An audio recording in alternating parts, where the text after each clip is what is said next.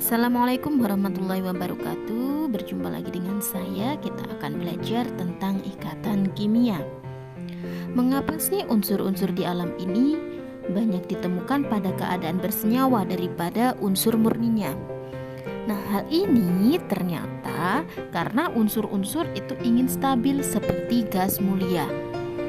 Gas mulia itu memiliki konfigurasi elektron yang penuh dan merupakan bentuk konfigurasi yang paling stabil di antara unsur-unsur yang lain.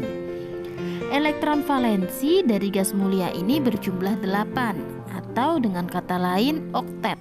Kecuali He, dia hanya memiliki 2 elektron valensi atau disebut juga dengan duplet.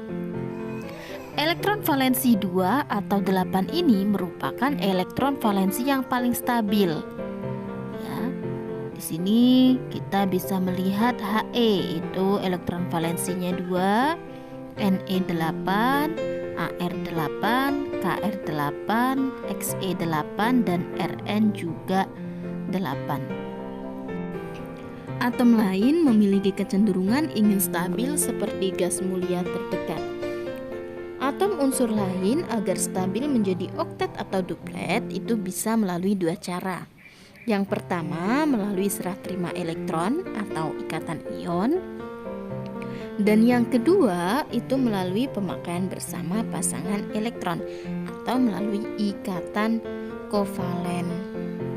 Misal 3Li lebih cenderung melepaskan atau menerima elektron. Kita buat konfigurasi elektron terlebih dahulu. Konfigurasi elektron dari Li yaitu 2, 1. Nah, agar dia itu stabil seperti gas mulia, maka Li ini lebih cenderung untuk melepaskan 1 elektronnya daripada dia harus menangkap 7 elektron. Sehingga Li dia akan melepaskan 1 elektronnya membentuk Li+. Nah, Li+ ini lebih stabil daripada atom Li. Contoh yang lain, misalkan ada 17Cl itu lebih cenderung melepaskan atau menerima elektron. Kita buat konfigurasi Cl17 yaitu 2, 8, 7. Cl itu lebih cenderung dia menangkap 1 elektron daripada dia harus melepaskan ke 7 elektron. Nah, oleh karena itu Cl dia akan menangkap 1 elektron sehingga dia akan memiliki elektron valensi 8 membentuk Cl- yang stabil. Cl- ini lebih stabil daripada atom Cl yang berdiri sendiri. Yang akan kita bahas pada hari ini yaitu ikatan ion dan ikatan kovalen. Ikatan ion itu adalah ikatan yang terjadi antara atom yang melepaskan elektron atau unsur logam dengan atom yang menangkap elektron atau unsur non-logam. Mula-mula unsur logam Li dengan konfigurasi 21 ingin stabil dengan melepaskan 1 elektron membentuk Li+. Elektron yang dilepas oleh logam Li ditangkap atom non-logam O dengan konfigurasi 26. Agar stabil O membutuhkan 2 elektron membentuk O2-, sehingga 1 atom O membutuhkan 2 atom Li. Yang kedua, contoh ikatan Al2O3. Al logam memiliki nomor atom 13 dengan konfigurasi 283, cenderung melepaskan 3 elektron membentuk Al3+. O non-logam memiliki nomor atom 8 dengan konfigurasi 26, dia cenderung menangkap elektron sehingga membentuk O2-. Elektron yang dilepaskan dan yang ditangkap itu jumlahnya tidak sama, maka harus disamakan.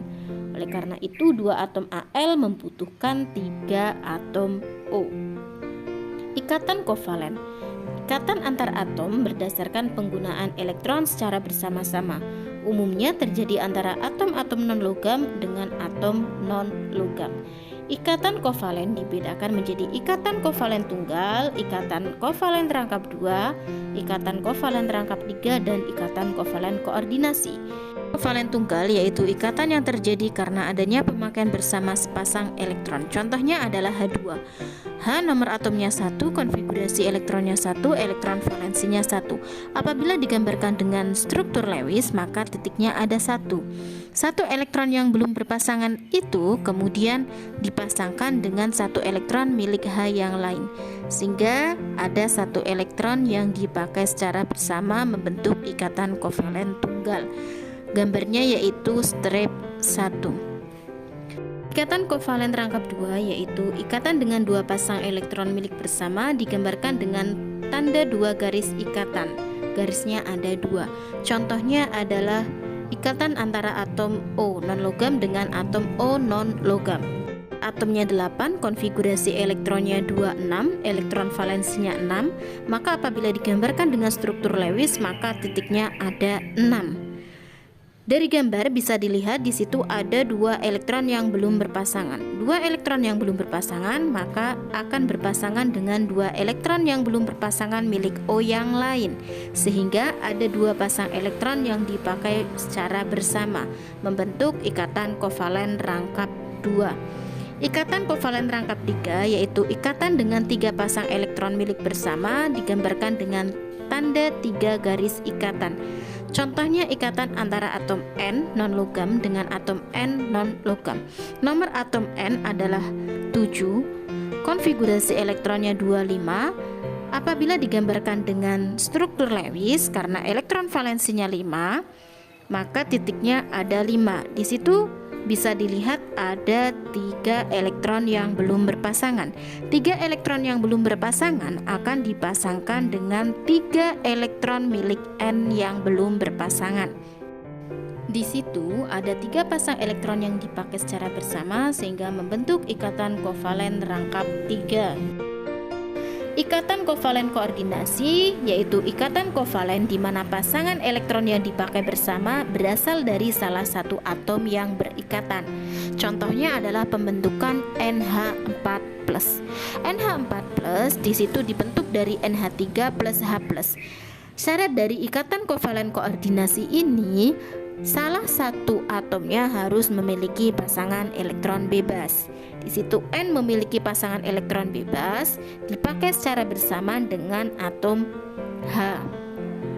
Di situ H+ tidak memiliki elektron sehingga dipakai secara bersama-sama membentuk ikatan kovalen koordinasi. Ikatan kovalen koordinasi tandanya adalah panah dari yang memberi ke yang menerima. Kovalen. Kepolaran suatu senyawa kovalen dapat ditentukan berdasarkan A. Perbedaan keelektronegatifan atom-atom yang membentuk senyawa, B. Bentuk molekul senyawa kovalen. Berdasarkan kepolarannya, senyawa kovalen dapat dibedakan menjadi dua, senyawa kovalen nonpolar dan senyawa kovalen polar.